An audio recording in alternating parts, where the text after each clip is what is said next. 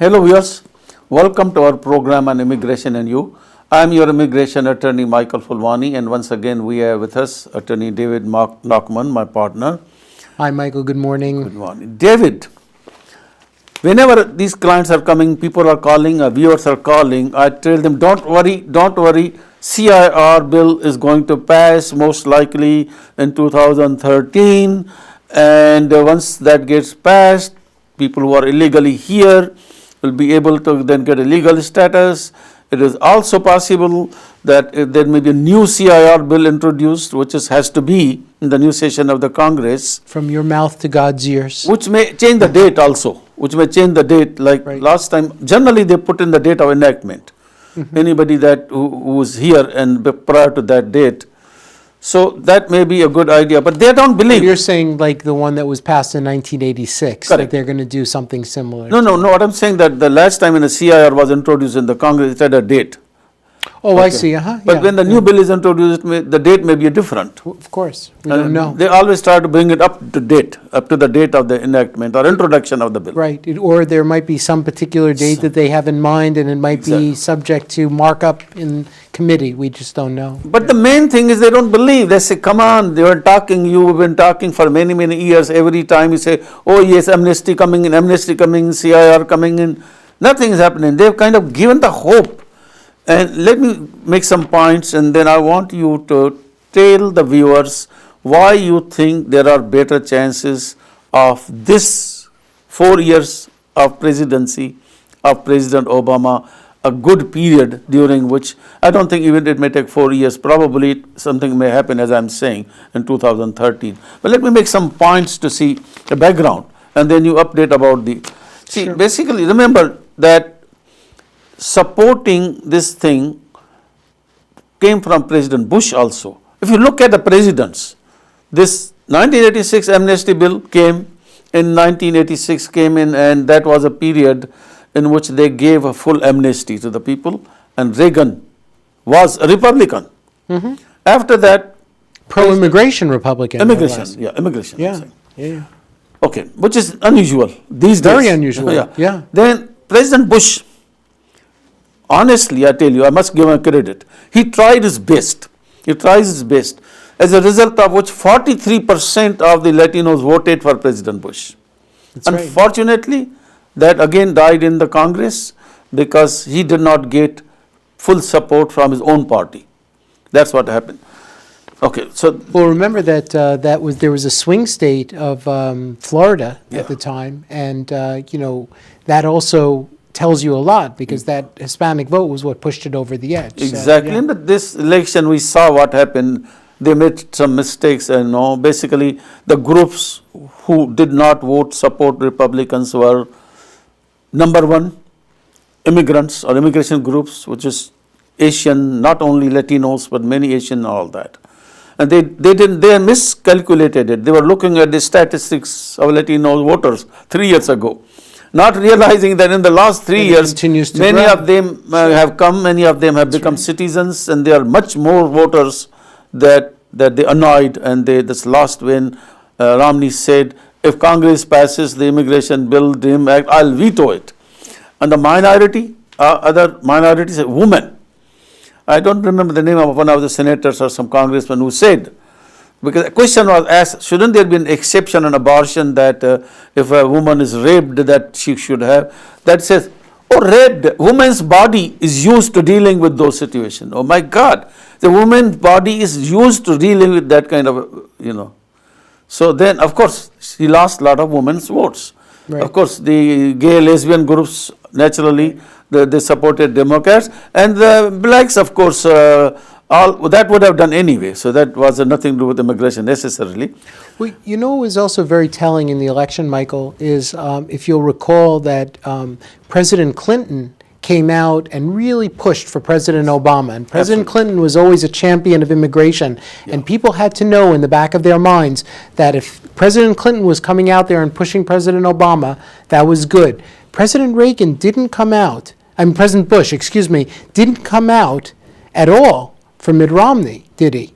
No. You never saw it. He was He always in the stayed shadows. neutral. And I believe that one of the reasons was because he took a very conservative position, Mitt Romney, with regard to immigration, Correct. which was not a position that the Bush administration took at all, because he was much more moderate on that issue. Don't forget, David, who introduced the comprehensive immigration bill in the Congress last time? That's right. Who? McCain. That's right. McCain. Yep. Unfortunately, he took a 180 degrees turn and then he backed out this time. He supported Romney and he backed out from that. Well, he had to go along party lines. Now, So he's back. that's He's right. back now, as you can see in this chief bill that you'll be talking about. That's right. Introduced by McCain again. That's right. That's right. And what he did was he's taking a position which is, again, much more moderate, but it's along the lines of what Rubio did before the election. Rubio is probably sitting back now and saying, well, I told you so.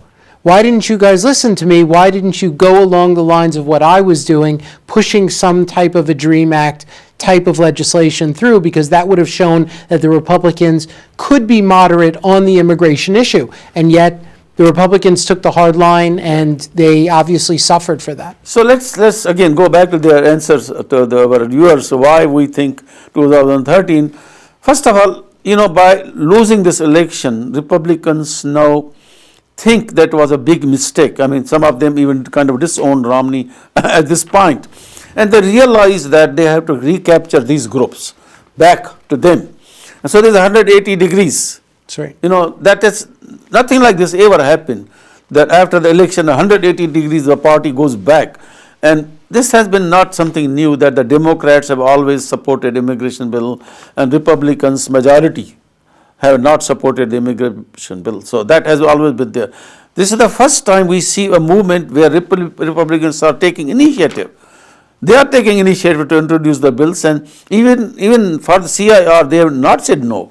They are basically using these kind of strategies to do the DREAM Act separately, to do the STEM Act separately. That's right. But they have not made any announcement they will not support comprehensive. As a matter of fact, some of them say that we need to do something. We need to Exactly. fix the system that is broke.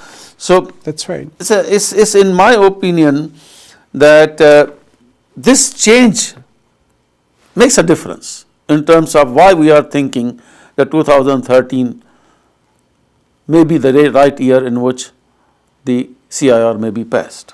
What do you Yeah. say? What do you say? No, I agree with you, Michael. I think that 2013 may be the year of immigration reform.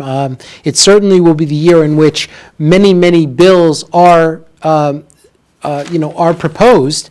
And obviously, if many bills are proposed, then something will have to be put on the table, and that everyone will have to deal with it. But I think that obviously right now we're in the lame duck session where we have clear, we have a lot of things that are going against the possibility of seeing a comprehensive immigration reform bill before the end of the year. So we have a lack of consensus between the Republicans and the Democrats, although the Republicans are slowly coming over.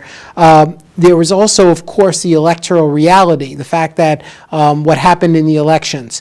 All of the politics takes place in the wake of the elections. And so everyone, I think, is regrouping a little bit and trying to figure out what exactly happened, why it happened, and what they can do to possibly solidify their positions in the future. So the Democrats and the Republicans both are learning from the experience. David, you mentioned about the lame duck session of the Congress. Let me remind you, 1986, the amnesty bill was passed in the lame duck session of the Congress. And I remember at that time there were no DVDs, I had a VHS, that 24 hours, almost, I was watching in the debate in the Congress, because to me, amnesty bill first time coming in my lifetime was most important. I had tapes and tapes of recordings of the Senate that I watched. So sometimes lame duck session works, because if they believe that they can achieve this now easily, then maybe later on they do that. It may happen. I'm not saying it will happen. It may happen in the lame duck session of the Congress. We still have a few days left for that. So they are moving very fast.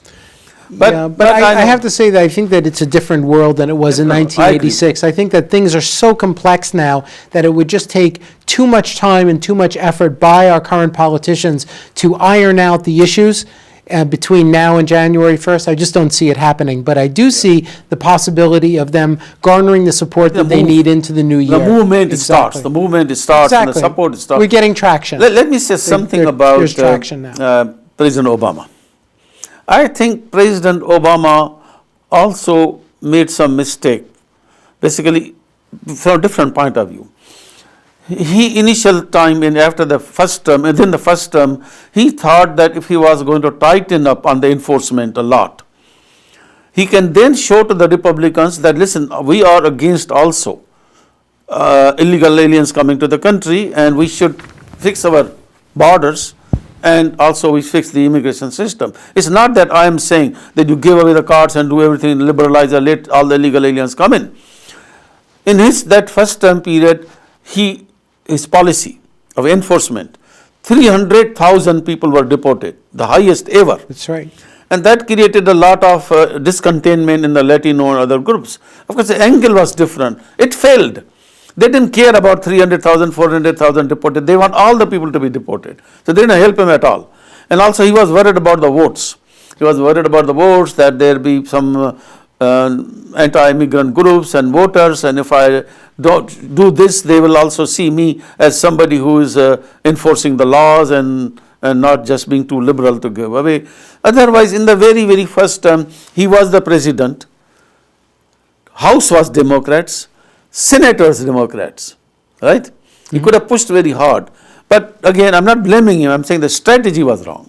I'm not saying of course, now he doesn't have to worry about the vote. He's now 4 more years, he can't get any more anyway, right? That's right. So he will go and do whatever needs to be done. Well, we hope he will, and we also like some people are saying, he's saying my way or highway. Right, but we also know that in the event that Congress cannot come across party lines and they can't shake hands and make this thing work, we also know that he now, the president, knows that he can do things administratively. And Michael, you did an article for many of the Indian media about doing things through administrative procedures. And now DACA, clearly through an administrative procedure, he made something happen. In fact, he made something happen that was so pronounced that the Republicans realized that they may have done the wrong thing by taking the position that they did when Mitt Romney said, if the DREAM Act comes up, I'm going to veto it. That's what made Latinos and others happy in the last. Remember, this happened in the last 4th year, almost last 4th year of the 4-year term, that he made these prosecutorial discretion memos and some changes, and the benefited DREAM Act people. But I'm thinking one other thing that has to happen also is changing the voting procedure in the Senate from 60 to 50.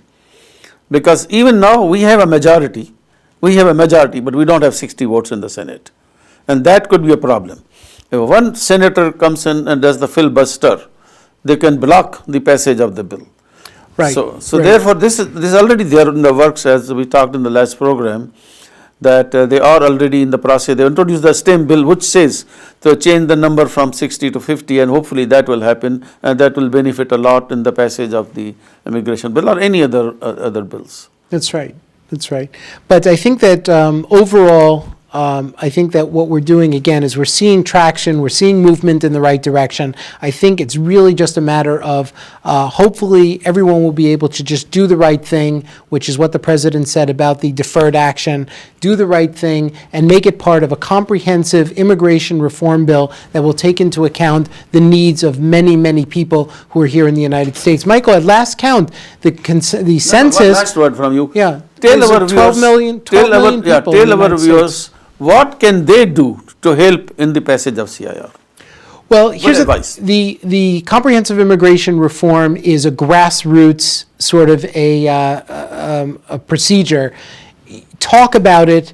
Talk about it in your social circles. Talk about it in your religious groups. Talk about it everywhere. And let your politicians, even if you're not voting now, at some point in the future, you will. And so let them know that this is an area of interest to you. You can send letters, you can send emails, you can let people know. And even, here's the thing is, and if you're a member of a religious organization, you're a member of a social organization, member of a political organization, that's allowed. And by letting those organizations know, you can push forth your voice among the many to let them know that immigration reform And the is last important. word is, remember, one picture is worth 1,000 words. So how you are living, how your children are suffering because of your being in illegal status, and your family, your children, take some pictures and tell some stories Absolutely. with the pictures. Yeah. Send to your senators, send to your congressmen, and that will make a difference, believe me, that will make a difference. And if you need any help from us, we want you to prepare a memorandum that you want to sign and present to the Senate or the Congress, send us an email, and David and me will work on and try to help you and work with you and trying to convince many more senators and congressmen to support the CIR. With this final word, I think we come to the end of the program. We thank you very much, David, for being here and giving such a Thank good you, advice Michael. to our viewers, and thank all of you for watching the program, and goodbye.